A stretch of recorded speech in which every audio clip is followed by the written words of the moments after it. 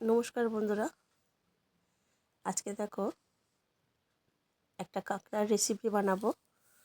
তো বাজারে ভালো বড় বড় কাঁকড়া এসেছিল, সুন্দরবনের বড় বড় কাঁকড়া। তো ওখান থেকে কটা কাঁকড়া নিয়ে আসা হয়েছে বাড়িতে। দেখো, রান্না করার আগে আধ ঘন্টা পর্যন্ত ওরা সারা ঘরে ঘুরে বেরিয়েছে। এইভাবে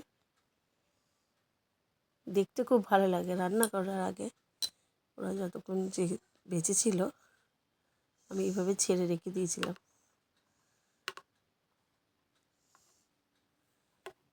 ধরতে তো প্রচুর ভয় লাগছিল।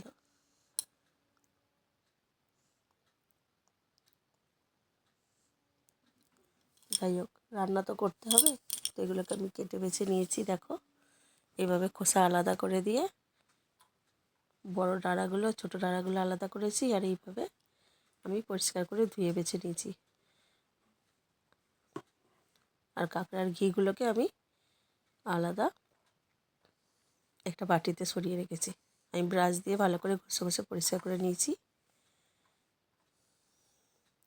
এইগুলো দিয়ে আমি আলাদা করব। ছোট দাঁড়াগুলো দিয়ে আমি পাকা তেঁতুলের টক করব, আর এগুলো আমি কাঁকড়া দিয়ে আলু দিয়ে ঝোল করব। আমি ভালো করে নুন হলুদ মাখিয়ে নিচ্ছি।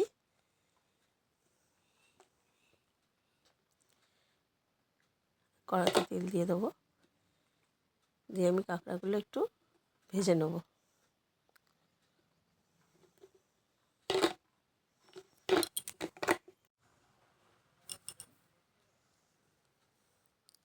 কাঁকড়াগুলো মাছের মতোই ভালো করে লাল করেই ভাজতে হয়। নুন হলুদ মাখিয়ে নিয়ে এবার আমি কাঁকড়াগুলো একে একে ভেজে নেব। তেলটা আমার গরম হয়ে গেছে।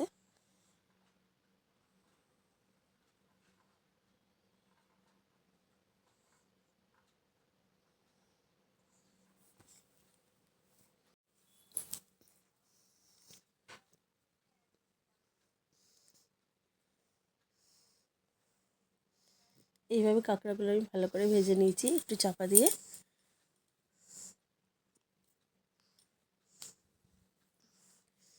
কাঁকড়া কে কে খেতে পছন্দ করো আমাকে একটু জানিও।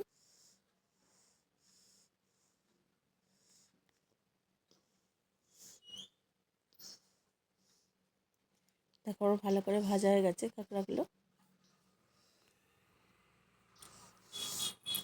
এগুলো তুলে নিয়েছি। এবার আমি ডালগুলো ভেজে নেব।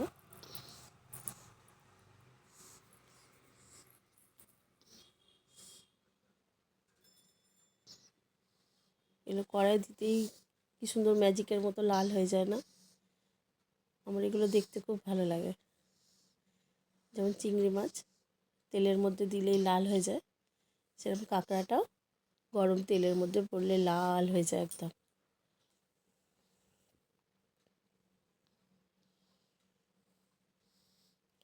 তোমার এগুলো দেখো, এইভাবে ভেজে নিয়েছি আমি সুন্দর করে। আর ডাঁড়াগুলো আমি ভেজে নেবো। এগুলো সব আমার ভাজা হয়ে গেছে। এবার কি করব দেখো, অল্প তেলের মধ্যে ঘিটা, কাঁকড়ার যে ঘিলুটা বেরিয়েছে ওটা আমি অল্প করে দিয়ে আর একটু জল দিয়ে দেবো। দিয়ে আমি এটা চাপা দিয়ে দেবো। এটা আস্তে আস্তে একদম শক্ত হয়ে যাবে, বসে যাবে। দেখো কি সুন্দর বসে গেছে। এটা আরও বসে যাবে। আমি দেখো এইভাবে হয়েছে, এটা আমি নামিয়ে নিয়েছি। এবার আমি অন্য বড় কড়াতের মধ্যে একটু তেল দিয়ে ডুমো ডুমো কেটে রাখা আলুগুলো, মাংসর মতো করব তরকারিটা, আমি ভেজে নিচ্ছি। আলুগুলো ভালো করে লাল করে ভাজবো নুন হলুদ দিয়ে। ভেজে তুলে রাখবো। এই দেখো তুলে রেখেছি। এবার আমি ওই কড়ার তেলের মধ্যেই দুটো তেজপাতা দিয়ে এর মধ্যে আদা রসুন পেঁয়াজ আর কটা কাঁচা লাল রঙের লঙ্কা আমি বেটে নিয়েছি। ওর মধ্যে টমেটো দেওয়া আছে, একসাথে সব বেটে নিয়েছি। দিয়ে আমি মশলাটা ভালো করে কষাবো। কটা লাল কাঁচা লঙ্কা দিয়েছি, ভালোই ঝাল হবে। আমি গুঁড়ো লঙ্কাটা একটু অল্প করে দেবো, বেশি দেবো না। একটু হলুদ দিয়ে দিলাম, অল্প একটু গুঁড়ো লঙ্কা দেবো, দিয়ে মশলাটা ভালো করে কষাচ্ছি।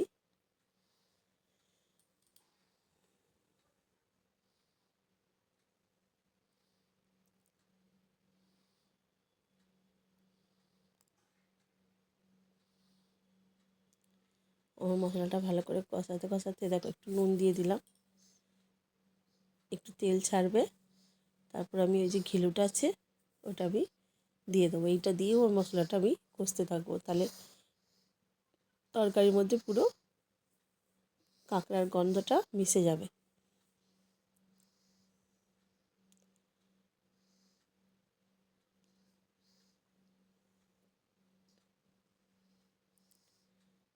আমার ছেলে খুব খেতে ভালোবাসে কাঁকড়া, ওর জন্যেই নেয়া।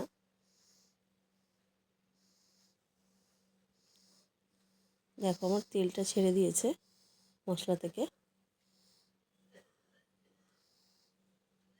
এবার আমি আলুগুলো দিয়ে দিচ্ছি, ভেজে রাখা আলুগুলো। একটু নেড়ে চেড়ে আমি ওর মধ্যে কাঁকড়াগুলোও দিয়ে দেবো।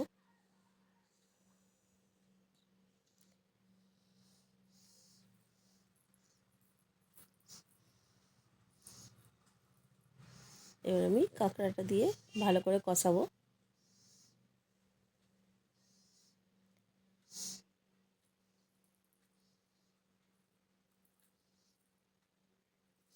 একটু জল গরম করে রেখেছি, কাঁকড়াটা কষা হয়ে গেলে আমি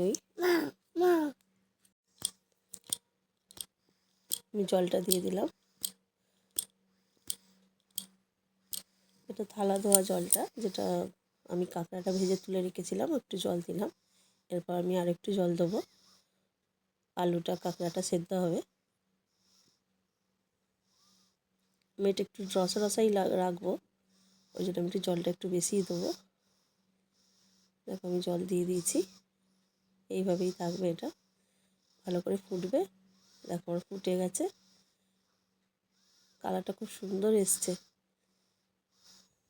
এবার এর মধ্যে আমি একটু গরম মশলা দেবো, বেটে রাখা গরম মশলাটা দিয়ে দেবো, দিয়ে এটা আমি নামিয়ে দেবো।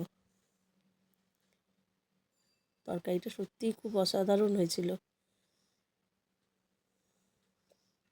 দেখো কেমন হয়েছে, কালারটা দেখেছো, ভালো হয়েছে না?